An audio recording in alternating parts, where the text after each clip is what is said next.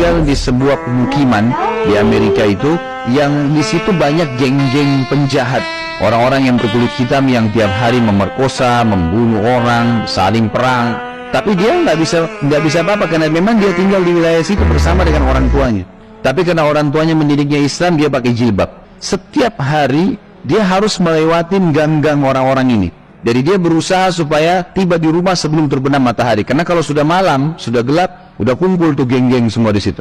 Ringkas cerita adalah cerita kisah nyatanya. Muslimah ini pulang dari kampusnya agak malam pada satu hari. Sudah gelap, dia nggak punya pilihan, harus melewati gang-gang yang penuh dengan orang-orang jahat ini. Dia bilang, saya waktu mau lewatin gang itu menuju ke apartemen saya, rumah susun orang tua saya, ada satu perempuan di depan saya, kelihatannya bukan muslimah, tidak tutup aurat, lagi lewat juga di gang situ.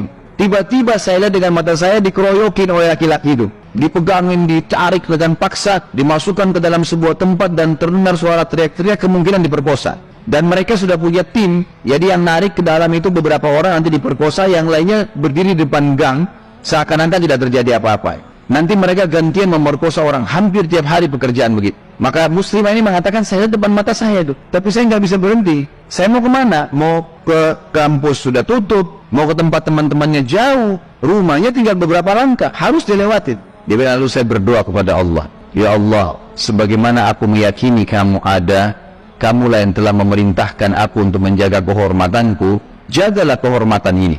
Dia bilang, lalu saya bertawakal, jalan aja sudah, apa yang terjadi terjadi, karena nggak ada opsi. Dia bilang, sementara saya lewat di depan mereka, geng-geng ini banyak orangnya, bukan 1-2 orang, banyak orang di situ, mungkin lebih daripada 10 orang. Tidak satu pun yang mengganggu saya, nggak satu pun mengganggu saya. Dan waktu saya lewat, mereka pada buang muka, orang-orang ini pada buang muka. Saya jalan sampai melewatin gang itu. Kebetulan rumah orang tua saya berhadapan dengan kantor polisi. Lalu saya datang kantor polisi itu, lalu saya berkata, tadi ada kejadian begini, ada perempuan diperkosa di sebelah sana.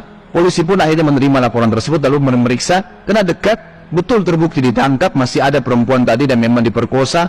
Akhirnya ditangkap semua nih penjahat-penjahat ini. Sementara ditangkap, dia bilang, waktu masuk di kantor polisi, mereka tahu saya yang lapor, tapi mereka setiap lihat saya pasti buang muka. Kayak orang bukan buang muka karena marah ya, kayak orang yang ketakutan melihat saya, dia bilang. Sampai masuk di penjara semua. Sudah terungkap masalah itu, dia bilang, saya penasaran. Saya bilang sama polisi setelah itu, bisa nggak saya sebelum pulang, saya mau temuin penjahat-penjahat itu. Kata polisi, silahkan. Datang ke sana, dikawal, dia datang, dia tanya. Waktu dia bilang, saya masuk ke penjara, semuanya pada tunduk, gak ada yang berani lihat saya. Saya jadi bingung, ada apa sebenarnya, gitu kan? Saya seorang wanita cuma pakai jilbab. Ini penjahat-penjahat terkenal tiap hari perkosa orang, tiap hari bunuh orang, nggak ada yang ditakutin. Maka saya bertanya, saya mau tanya, saya yang melaporin kalian.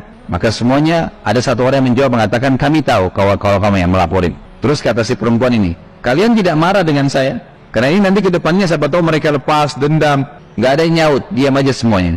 Terus dia bilang, saya mau tanya, kenapa waktu saya lewat tidak ada di antara kalian yang mengganggu saya? Saya ingin tahu, apa sebabnya? Ada satu orang, dia tidak angkat matanya ke arah perempuan, cuma dia tunduk, dia mengatakan, dari tadi, dari Anda lewatin gang, sampai sekarang, di belakang Anda banyak orang yang menggunakan baju-baju putih yang menemani Anda.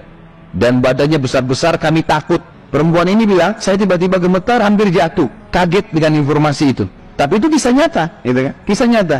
Dia bilang pun, kalau begitu baiklah, dia keluar, lalu dia ceritakan kepada keluarganya. Tapi apa yang kita ambil pelajaran dari kisah ini?